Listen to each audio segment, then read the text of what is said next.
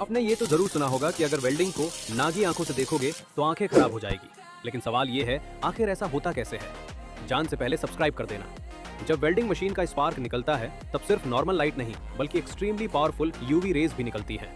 ये UV rays directly आंखों के अंदर एंटर करती हैं। सबसे पहले ये आंख के आउटर प्रोटेक्शन लेयर कॉर्निया को हिट करती हैं।